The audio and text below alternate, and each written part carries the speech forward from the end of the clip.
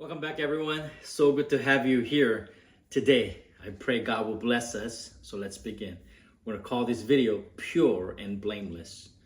It comes from Philippians chapter 1, verse 10. So that you may be able to discern what is best and may be pure and blameless for the day of Christ. Have you ever held up a $100 bill to the light just to make sure it's not fake? Most of us have. I used to collect comics and trading cards, and once in a while, you'll find a deal that felt just too good to be true. So I'd hold it up, check the edges, and tilt it just under the light, anything to see if it's actually the right item, the real thing. And Paul got that idea in today's passage. He told the Philippians, so that you may be able to discern what is best and may be pure and blameless for the day of Christ. Philippians 1:10. Paul wasn't talking about looking good in front of people in this passage. He was saying one day you'll stand in the light.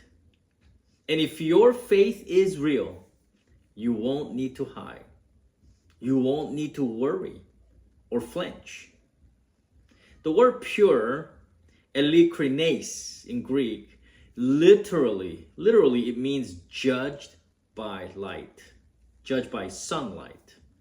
Back then, potters would fill cracked pots with waxes to cover the flaws. It looked flawless on the shelf and somebody would buy it.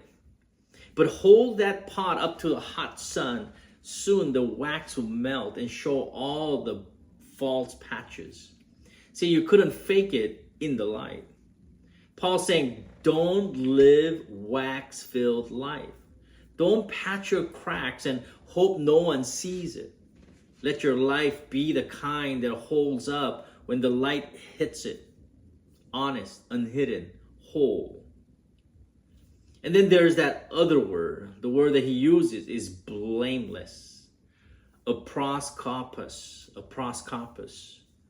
This is not about living a morally perfect life. It's actually about not dragging other people down with you. It's talking about living in a way that doesn't push other people into the darkness with you. It means asking, will this choice I'm about to make help someone love Jesus more, or will that pull them away from Jesus? So we have to be honest. You know, you and I were experts at appearances. Maybe you're not, but we all, people in general are. We know how to dress up dysfunction. We smile through brokenness and storms, and we quote scripture over secret sin, wax-filled, all of it, until something happens. The doctor's visit, the argument, the moment your mask slips, and suddenly you're exposed. You're exposed to the light. What then? We have two options in those moments. Hide it more or seek healing. Hide being fake mask and pretense. You hide behind those things or invite God to work on the real stuff. The cracks, the brokenness, the weak places. The parts we'd rather keep it hidden. Because Paul isn't calling us to behave better here. It's easy to see this passage and go, oh, Paul wants us to behave better. That's not what he's talking about. He's calling us to live ready. Ready for what? For the day of Christ. That's the horizon line. That's the reason we do this. Not to earn grace, but to respond to it.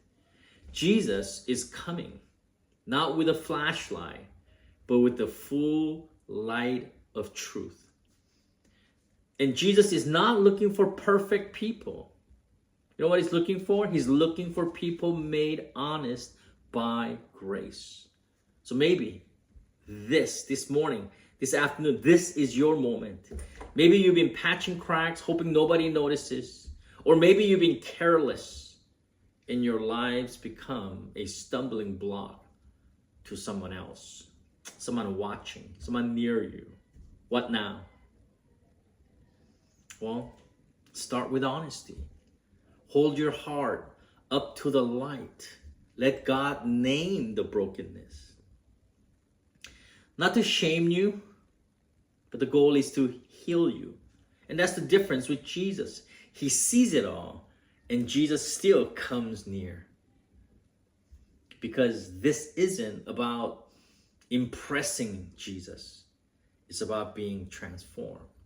It's about being changed to become like Jesus. So my friends, when life exposes fractures, don't panic. And don't reach for more wax to cover that up.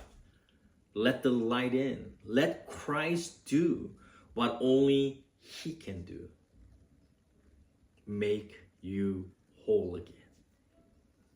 My friends, I pray that blessed you this morning. Click that like button if it has, so others can join in on us. And I'll see you soon.